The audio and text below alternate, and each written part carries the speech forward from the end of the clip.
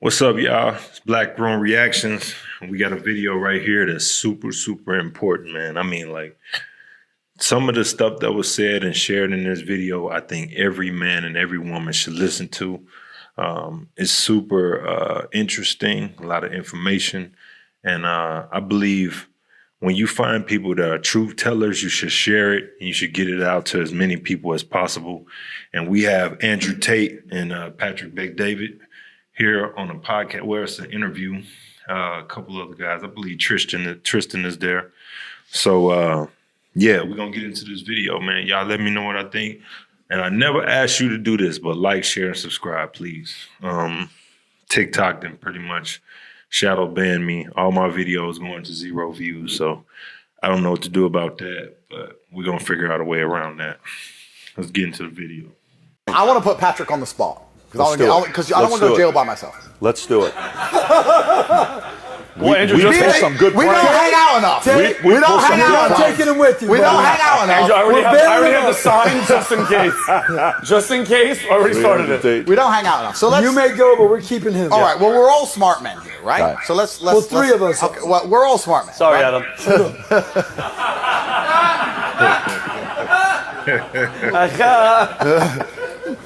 Let's have a conversation, right?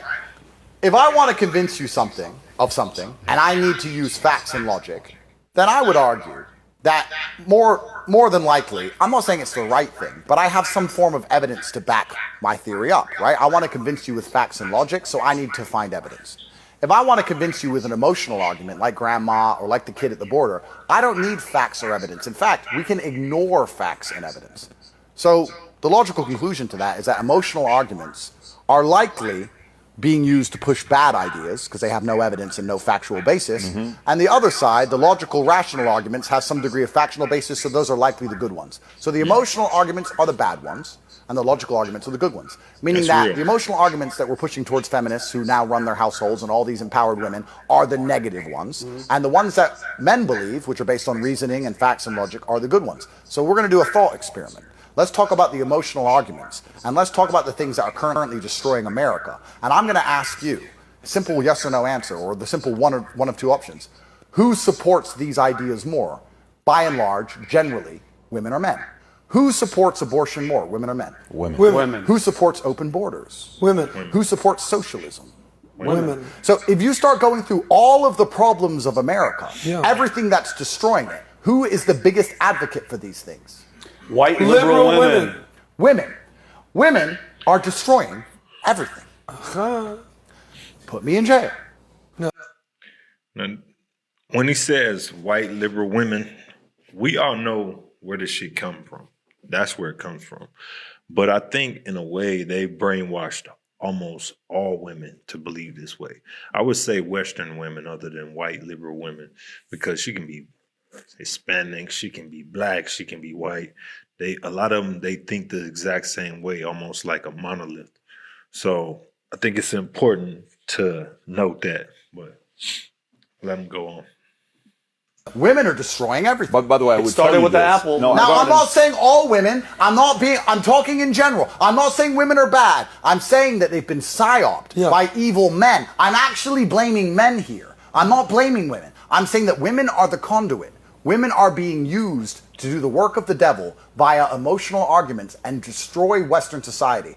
Who is pro drag queen story hour by and large? The young moms. Liberal women. Yeah, of course. Who is, you name, you must preface it with liberal women. You name anything negative about Western society that is currently destroying the place and ask who is the largest advocate for this thing, men or women? It's women. It's liberal women. Every single time. And when you point that out, like I just have, you get in a lot of trouble.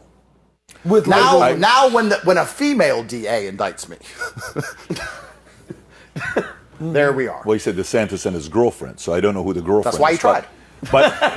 But to go there, Tate, when I was first doing business content only, and I wasn't touching politics, who would approach me? Business guys, young guy, start a business. What do you think I should do? How do I raise money? How do I do this? The moment I said, kind of want to share my thoughts and my opinions about what's going on with politics. And this is like during COVID when I started. Vinny, be careful with the thing. Yeah. So once I started doing that, and I talk about pro-family. And one of the clips I made was about LGBTQ community and what it was doing to America. You know who was one of the first people that commented on it? Charlie Kirk. Charlie said, hey, it's great to see that your content business, you're risking talking about this stuff. And Charlie, I interviewed Charlie in 2017 when he was 23 years old. Wow. And I told Mario, I said, this guy's going to be the president one day. This guy's, he's a 100%. extremely capable guy. 100%. But I'm going to tell you, the moment I started talking about family values, the moment I started talking about what's going on with America, the challenges, the issues it's facing, you know who started pulling me aside at restaurants? Well, we're at Hamptons one time. A 94-year-old lady comes. I asked her age.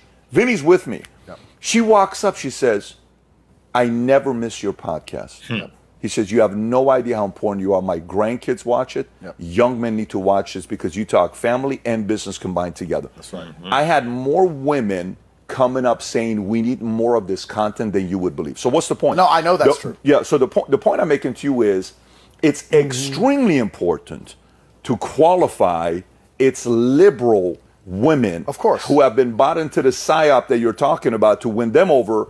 And of course, allowed to do because liberal women are feminist women. What is a conservative woman like? Actually, think about a conservative woman. How does she live? How does she live? Of course, her life is very, hey, husband's priority, kids are priority, community's priority. I got to pick up the kids, I got to drop them off, I got to do this. Family's got to be good. They're not out there trying to get everything that comes with it. So you're completely right, Patrick. And the reason I know you're telling the truth is because, and this flabbergasts people, but I have never had a negative interaction with a woman in person in my life ever. Women come up to me and they love my content too. But when you said conservative women, and this is the thing that might get us in trouble, I ask you, is a conservative woman in charge of her man? Or is a man the head of the household? No. Okay, so we're now advocating for a patriarchy. We're now doing the number one thing. Which no, is wait a minute. Let me correct my answer. Ask me the question one more time because I want to give the right answer there. Sure. Is a conservative woman in charge of her man? Is she the head of the household? I don't think so. So I don't think so. Exactly. Yeah. So we're naturally advocating from a position of protectiveness, not from a position of authority, not from a position of oppression. Yeah. We're actually advocating for a patriarchy saying, look, we'll take on the stress. We'll deal with the problems. We'll pay the bills. We'll protect the house. I'm not here to oppress you. I'm not here to treat you badly. Right. I'm actually here to lead, and a conservative woman lets a man lead. And that's the point I'm making, that these feminists have been told that a man should never lead them, and that is why they're led astray by the system. So to say things which are controversial and will get you in a lot of trouble, that's my job, so I'll do it. If men are by and large in charge of the households and in charge of society, it is much harder to psyop the population with emotional arguments, which is why they're trying to remove man from the head of the household so they can use emotional arguments to convince you to commit suicide. Right. The Western world is currently committing suicide. What he just said is super important. And the reason why is, you know, I've tussled back and forth with this before. I used to wonder, like, is it just me, or is it weak men standing behind all of this shit? Is it just weakness, or is it a thing about money? Because if you put a woman in the head of things and she's making all these emotional decisions, she's going to spend more money. She's going to be more reckless to a lot of things. And all you have to do is control her emotions at that point. It's like putting a battery in her back.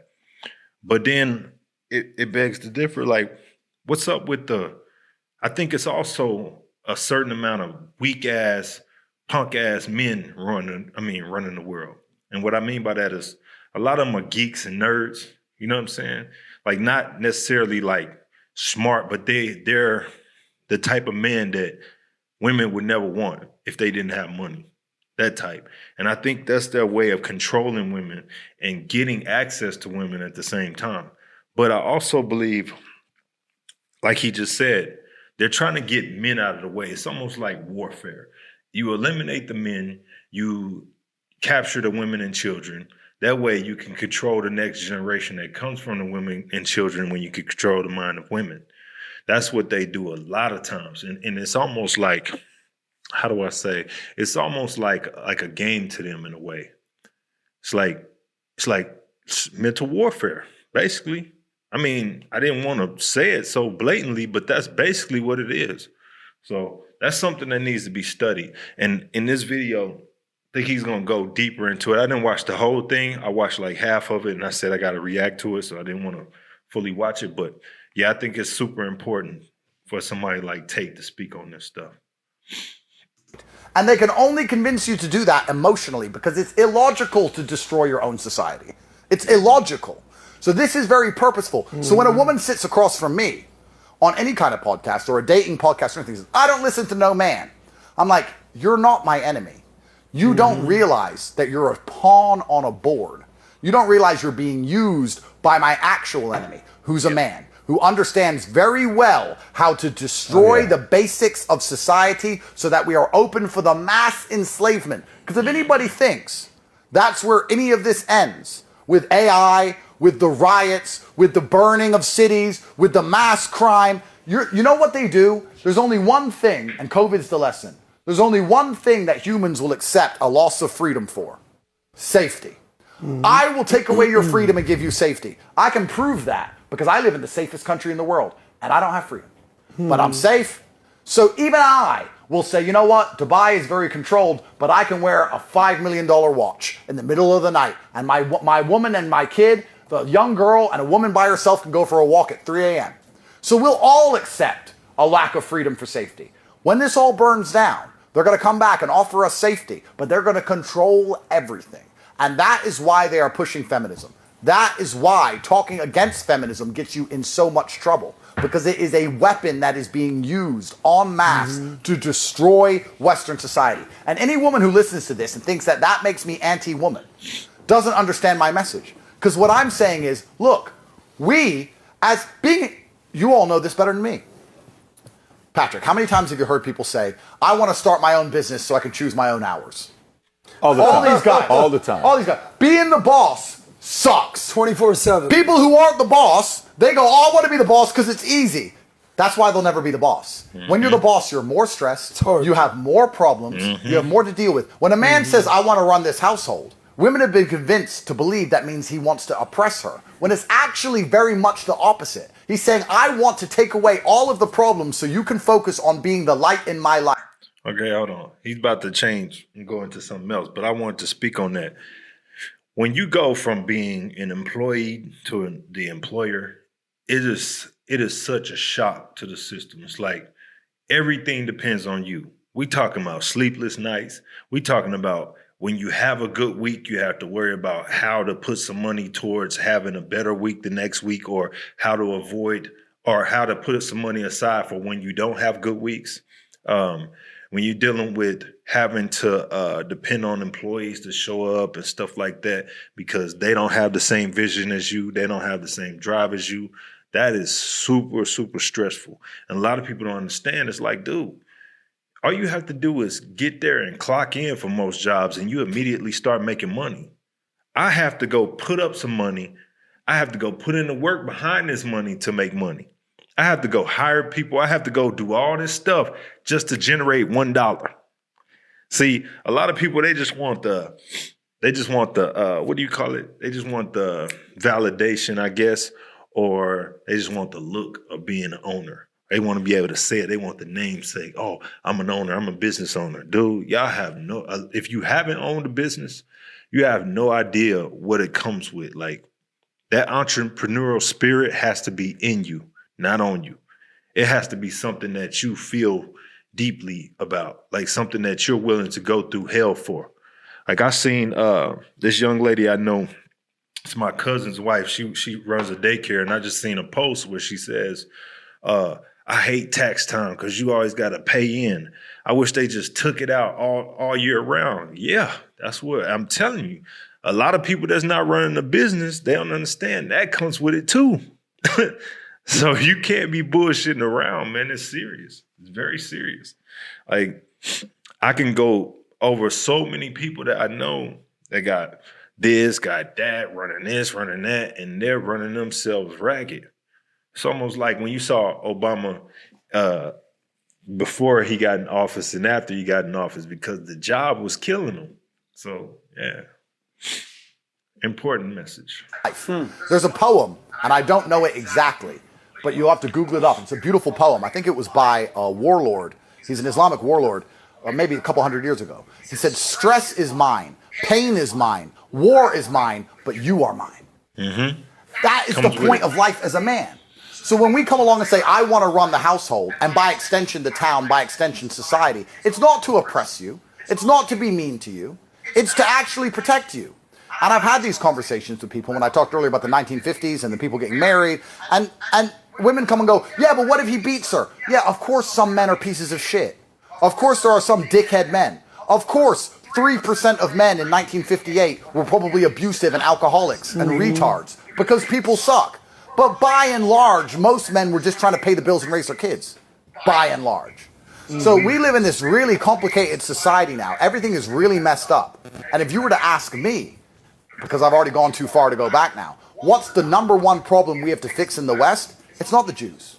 It's not even the capitalism. It's none of these stupid reasons people are coming up with. The number one problem we have to fix in the West is feminism. We need men and women on the same level playing field, understanding each other, not one above the other, doing different roles, complementary, working together, creating families, and everything will fix itself. You don't have time to tweet anti-Semitic all day when you have fucking kids. Right. You don't have time.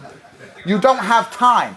That is why we see these fires popping up everywhere. And we're trying to put them out. But you have millions of young men with nothing else to do. What do you expect besides fires? It's so important. Like, if you want a society to get safer, have a community of people that have a lot to lose. Bingo. If you want a society to be reckless and dangerous, high crime, people taking advantage of each other, have a society of a bunch of people who have nothing to lose. Bingo. Nothing Facts. to lose. You go out with people, you're having dinner.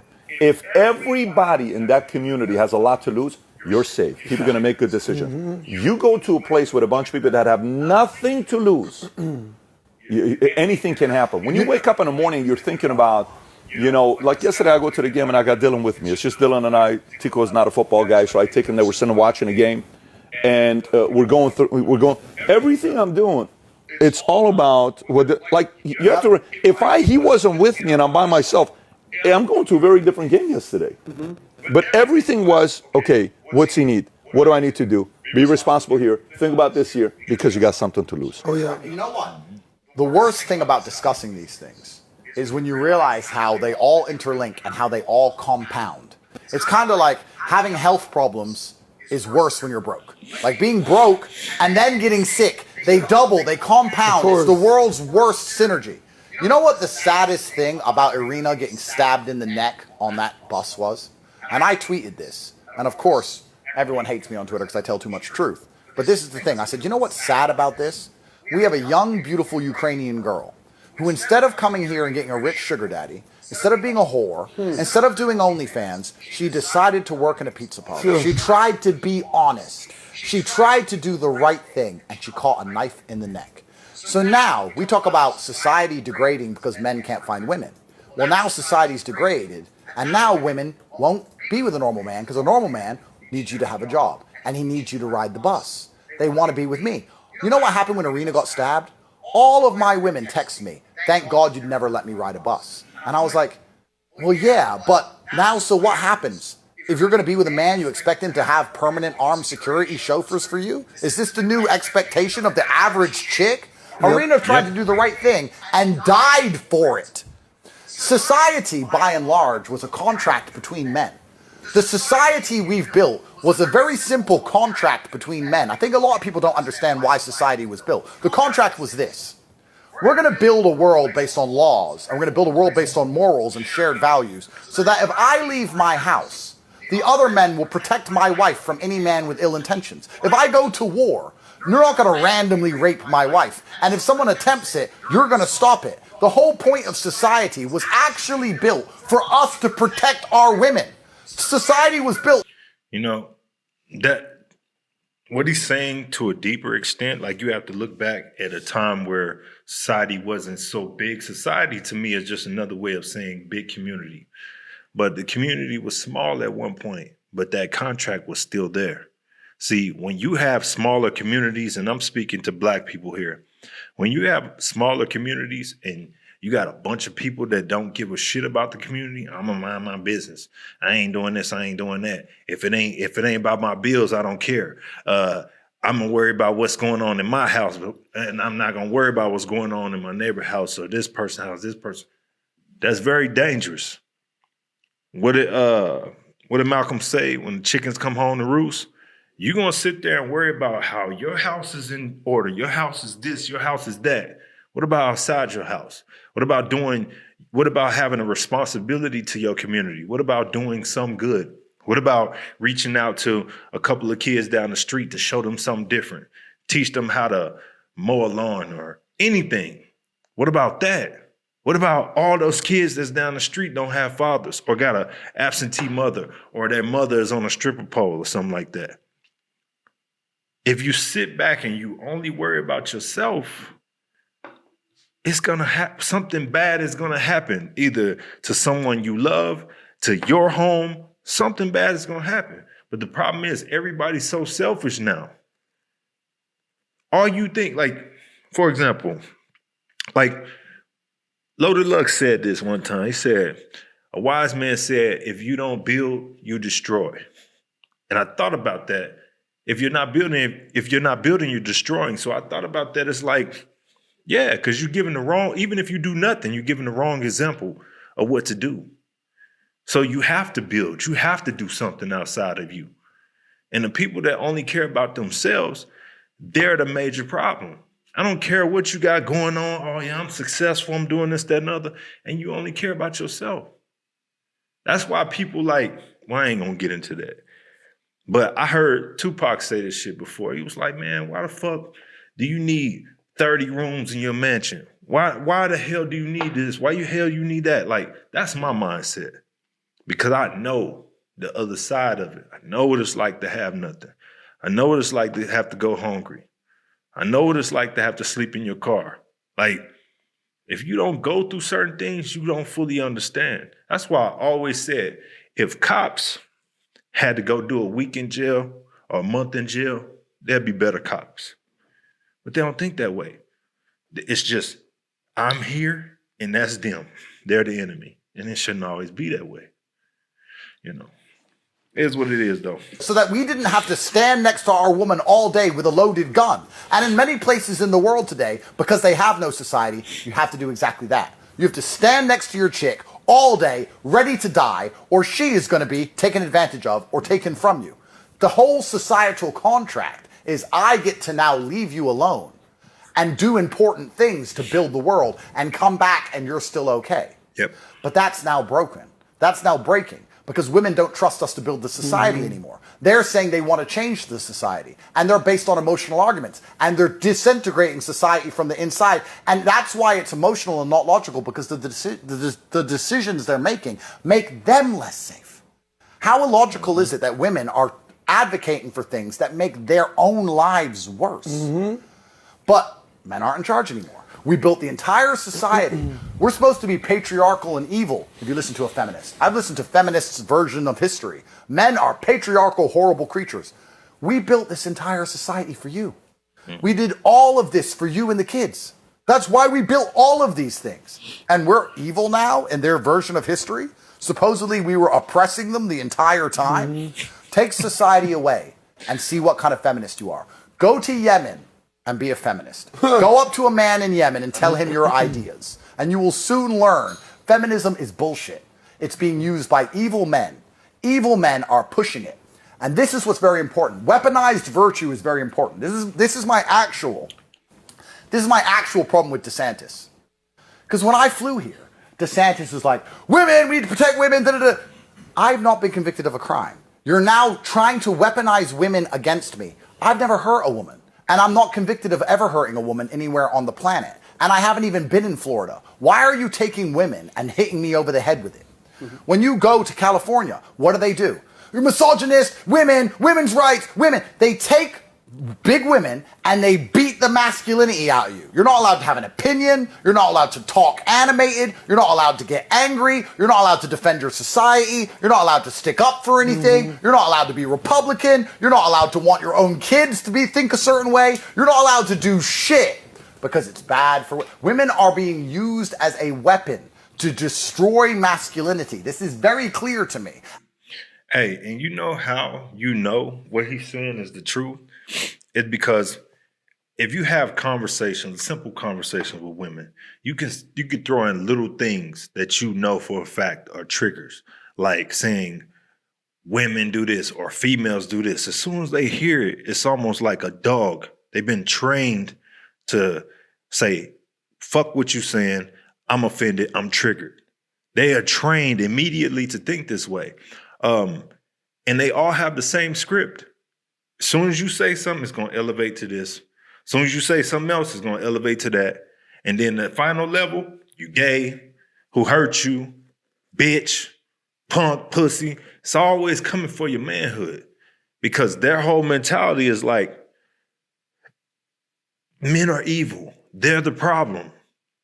I love a man that does whatever I say. I love a simp ass dude, but these real men, they're evil.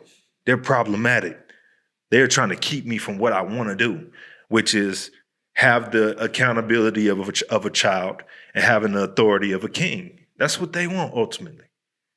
And it's changing day by day by day. You know, it's so many times I see women say, oh, I'm a good woman. I'm a good woman. What's a good woman? How do you know?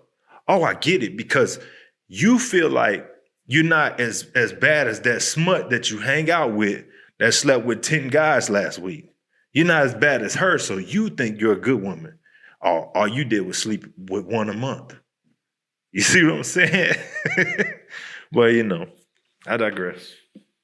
And it is the end of the Western world. That's why I became public enemy number one, saying, guys, go to the gym, stick up for yourself, be a man unapologetically. That makes you a national security threat? When you're a national security threat, all bets are off. It's like being a terrorist. If I was in London when I got designated, they could have fucking blasted me in the street. It's insanity. It's insanity. So when I sit across from feminists, they know not what they do. They don't understand that they're a tool being used to destroy the world. Facts. We built the world to protect them. And I'm saying, let's bring the world back to a stage where we can protect you. If you let men be in charge of North Carolina or South Carolina, wherever it was, that piece of shit would be gone. He wouldn't be on a bus. Because men will protect you from bad men.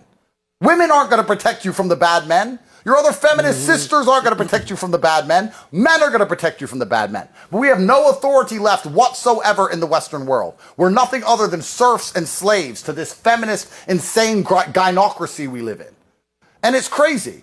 It's so crazy. Most people don't even realize that we're operating in 3 phases at the exact same time. Women are better than you at everything, while also you're equal. Watch Netflix. They can beat you up and they're smarter than you. Watch any family show. The woman is smart, the mom is smart, the dad's an idiot. They're better than you at everything, while also you're equal at everything, while also a permanent victim of you if you do something or they do something they don't like.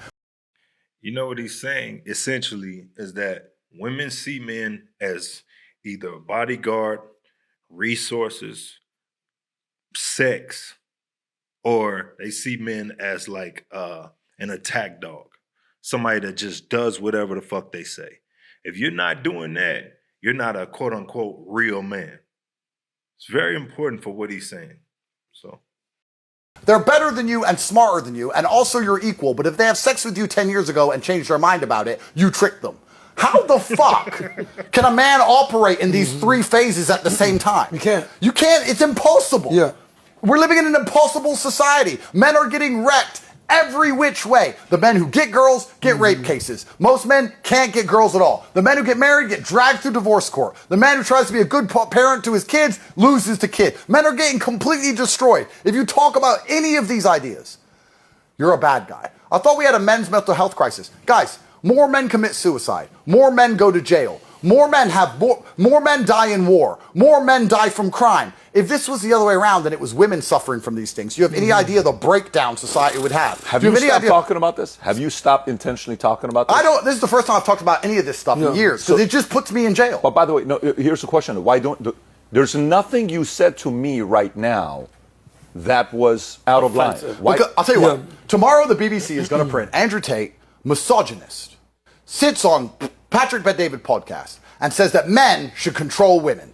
And they're going to paint this narrative. That's what they're going to do. Then they're going to get an all-female jury and they're going to put it in front of a bunch of women, a bunch of girls, and they're going to put them all over the TV, and they're going to say how dangerous I am. And my ideas are dangerous because they're convincing young men to do dangerous things. Then they're going to find a woman who was randomly attacked and stabbed to death by a migrant, and they're going to say, I did it. The British government's already done this. Look it up. Yeah. Crime against women is bad because of Andrew Tate. They're going to find a migrant from fucking Sudan who stabs a random woman to death, and they're going to say it's because of me on podcasts with my ideas, even though it's nothing to do with me. And they're going to use it to hit me over the head and put me in jail. You can look this up right now. The BBC already prints it. That's why, if I talk about these things, that's why I said out of 10, how much trouble am I going to get in? Yeah. I'm actually genuinely, from the bottom of my heart, trying to protect my daughters. I'm actually trying to explain that now the safest place for my daughters to live is a patriarchy, the UAE. Why? I want my daughters safe. I want the mothers of my kids safe when I'm not next to them with a weapon. And that only seems to happen in patriarchal societies. So I'm not the bad guy here. I have a bunch of women in my life I love and care about. And I truly believe that it is my job to protect them. And if it's my job to protect you, I must have some degree of authority over the society we live in and some authority over you. If it's my job to protect you and you're my wife and I say don't walk alone at night at 4 a.m., am I oppressive? I'm trying to protect you. That's all I'm trying to do. But, as I said, there are very, very powerful men which have huge vested interest in feminism, and they're using it to destroy society. Who just got shot for trying to run over an ICE officer? A lesbian, feminist, liberal white woman. Yeah, of course. There we are. Well, Tate, I believe that this is when you're at your best. And the fact that you would get arrested for speaking The truth. or get shot in the neck for speaking Charlie Kirk is exactly why they don't want you speaking. And I believe that men and women are better together. Of course. You know, you've seen the hat that make women women again. Yep. So what I want to understand is, like, what's the answer? Because the answer is certainly not We got 10 minutes. feminism. Let's do 10 more minutes and wrap up. So the answer is certainly not feminism and wokeism, but the answer is certainly not keeping your women in hijabs. So which one is it? Correct. Right. So we need to be complementary. Like any relationship, all relationships in the world are transactional. You're all friends because it's a transactional relationship. Business relationships are transactional. Friends are transactional. Male-to-male relationships are transactional. Geopolitics is transactional. When Europe is now currently pissing their pants about Greenland being retards, crying their eyes out, they don't understand that international law means nothing. Pieces of paper that are printed means nothing. If we want to kidnap the president of Venezuela, we're going to do it because we're fucking America. Yeah. That's what it is. It's transactional. It wasn't a forever war. It wasn't trillions of dollars in dead American people. No, it was 45 minutes, collect the oil, in and out, bang, makes sense. Everything is transactional. There has to be a clear social contract between men and women, a transaction. In the 1950s, I just described it. I'll give you a house, a white picket fence, I'll make sure the bills are paid. You're not going to stress me out. I'm the head of this household. The children are going to be raised with our ideals, primarily my ideals, and we're all going to do our jobs. Just like any company. You hire members of staff to do their job. You don't want people who are in charge of one thing doing something else. And you don't, otherwise everything collapses. So we no longer have a clear transaction between men and women. Women expect, the modern woman in Miami expects you to give her endless money for no reason while she goes and parties. I think it's important to say, when he says transactional, it's important to say he's not talking about the way people see it now, which is prostitution culture. If I'm going to sleep with you, you got to buy me this. If I'm going to sleep with you, then you got to give me money. You know, if I'm going to call you my man or whatever, you got to pay for this. Nothing comes for free. Not that. What it is it's a bartership. It's like, if I'm going to be the man for you that you need me to be, at 100%, I need 100% woman. If you want me to be 100% masculine, I need 100% femininity. That's all. Like, it's give and take. You get out what you put in. And a lot of people, they see the world just through their eyes. And I believe a lot of it has a lot to do with social media too, because we're trained to be narcissistic with social media. Think about it. Your whole timeline is based on what you like and what you're interested in. Everybody, when you get those likes and you get that engagement, you feel more important than what you are. So you got so many people saying, "Oh, I'm an influencer. I'm a celebrity." No, you're not. You're just somebody that got a bunch of likes, especially the ones that get the likes from every picture turning around and showing their ass. Or every picture they take, they're in the gym pumping iron and shit. Like, come on. Where's the substance, though?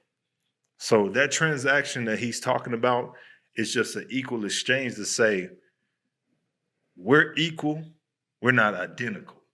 So you do your job, I'm going to do mine. If I'm going to be the motor, you got to be the transmission. Okay? If I'm going to be the pedals, you got to be the tires. You understand what I'm saying? So that's important. With the girls as much as she wants, while she's not even loyal to you and doesn't give you offspring, and you pay all her bills, and she goes on social media looking for another rich man. That's what she believes should happen. Yeah. That's not a transaction. But that's on the man. No. That's on the man to say no. Of course We're not playing that game. Of course it is. And find a woman who is willing to do that if you have status and money. If you're the best man, you can do that, but the average man can't. Nor should they. We have to build society. We have to build society in a way that the average man stands a chance. Let me give you an example. Let me give you a very simple example. When you make laws, you always have to consider the average and the mean. Why is there speed limits? There are speed limits because most people are stupid or slow or distracted or they have an old crap car. You don't get to say the speed limit's 50, but if you have a Ferrari with carbon ceramic brakes and you're a trained race driver, you can break the speed limit. Because then you can't enforce the speed limit. You have to make laws based on the average capability of people. Mm-hmm. So we need to build a social contract between men and women that allows the average woman and the average man to coexist and both benefit, be happy with the transaction. You know, a lot of people believe in love as this fairy tale, magical, sparkle, you know, it's like the movies, like the books. Love is actually, truthfully, very transactional. If a woman goes, you only love Andrew because he gives you a big house and pays all the bills and keeps you safe and cheers you up when you're sad and gives you a car and makes you happy with surprises, and he only loves you because other men don't talk to you and you're beautiful and you give him kids. That's not real love. No, that is real love. Yeah. That's actually love, right? This idea that we're in love and there's no transaction, it's just like the movies, that's bullshit. It's actually all transaction. Exactly. So we've now gone. Obviously, I disagree with that. Because if that's the case, then poor people can't love each other. Or if that's the case, then a woman that can't have kids, she can't be loved. That's bullshit. Love to me is an understanding that's like, you're different. You're different from other people. So I intend to give you pieces of me, mentally, emotionally, stuff like that, because that's in our nature to do so. So to me, that's what love is. Love is about, it could be, okay, we're rich today, we're poor in 5 days. We'll get back up together, we'll fall together. That's love. You know, love to me is about sacrifice. Love is about understanding and it's selflessness. So no, I don't agree with that part. On so hyper transactional that women are on fucking OnlyFans or walking around on Instagram saying, buy me a Birkin for a date. What I'm saying is we need to build, and I'm not saying I know everything. I'm identifying the problem. We need to build a social contract in which the average woman is happy with what's being provided to her by the average man, and vice versa. If we do that, everything's fixed. And the easiest way to do that, I would argue, is to stop convincing young women to hate men. Mm-hmm. At least don't convince young women to hate all men. That's a good starting point. If we can do at least that, then we might be able to convince people to come together. Because society is based on men and women. When they call me a misogynist, how am I a misogynist if I take care of every woman in my life and I'm trying to have as many children as possible? If I was a misogynist, I wouldn't talk to girls. So it's a lie. It's a lie. It's weaponized virtue they're using to try and destroy my message. And this is very important when you understand when people are accused of things. The primary objective of an accusation is to distract you from a guy's ideas.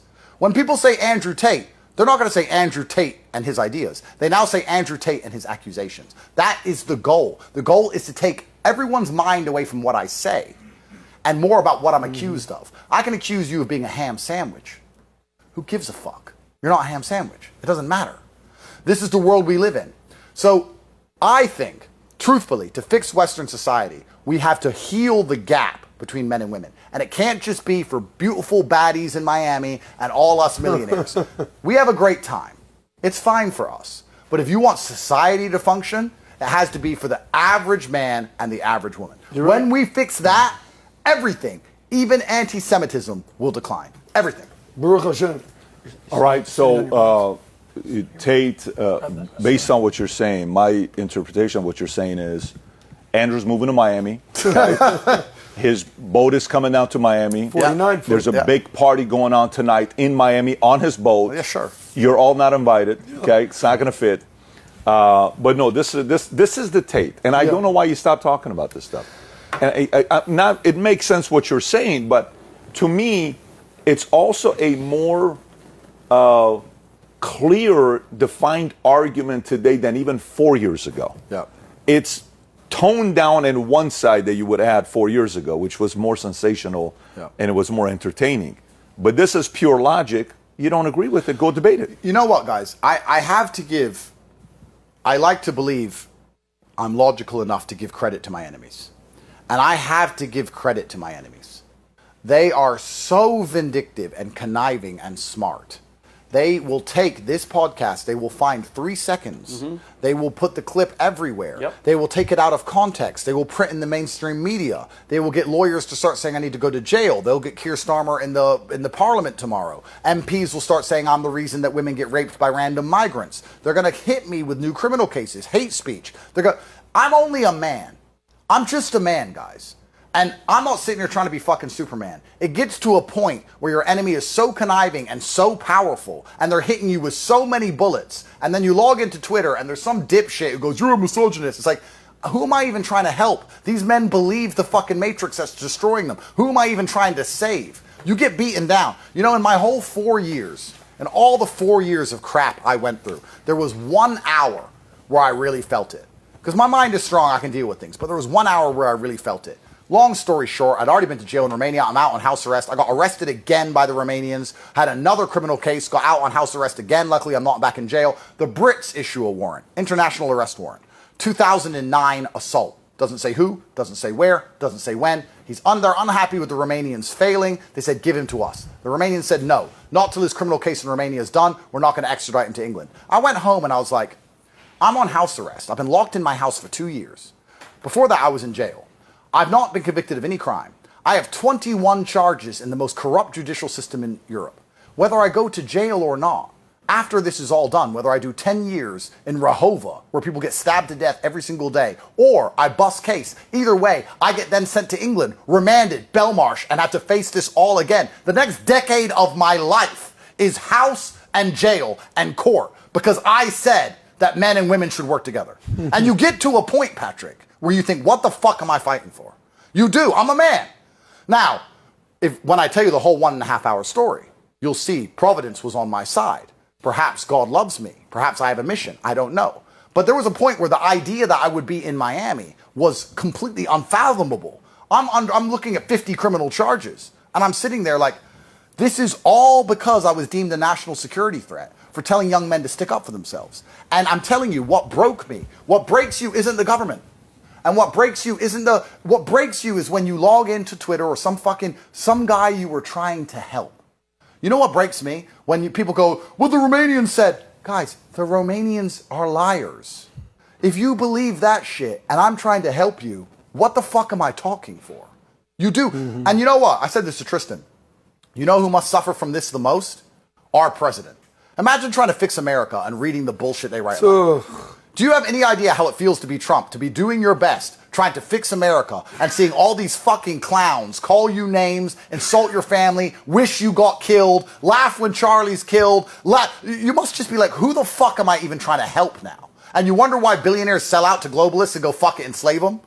You wonder why billionaires don't just do the deal and go, yeah, fuck it, enslave them, I'm going on my boat. Yep. You wonder why most rich people just give up? I'm telling you, the reason I stopped talking about these things is because you get to a point where they're hitting you so hard, and they're not done with me. The chance of me going to jail in the next 10 years is somewhere around 100%. And it's not because I've done anything wrong. It's because I'm convincing. And when you understand the world, you understand that every single thing on the planet is nothing other than a battle for influence. The media, which no one pays for. It's important what he's saying, because I've even experienced that too. It's like, man, like, how did men get so weak? I see comments from certain men and I see certain things that they say, and I'm just like, dude, You have no idea. You've been used just like females have been used with feminism. You're just part of the problem. Over here simping and everything is exactly coming from you sounding exactly like a female. Like even their language, it's giving. Like what? When did men start talking like this? But like another thing too is there's a lot of men that are afraid to say this shit. Like there's men that'll talk to me straight up, but they'll never say this shit online because they too worried about their potential woman that they might find. They too worried about seeming a certain way in front of women. They too worried about what their sister think. They too worried about what their woman thinks. They can't even speak their mind as men. And to me, that's sad as hell. But we live in a world where how dare you speak outside the box? How dare you say the truth? You need to sit in this cubicle. You need to do what you're told. You need to be a robot like everyone else, sheep like everyone else. And I refuse to do that. I will never do that. I don't give a shit if my YouTube channel or TikTok has 100 views or 5 million views. Hell, I had over 100,000 followers on TikTok twice. Both accounts were gone for saying nothing.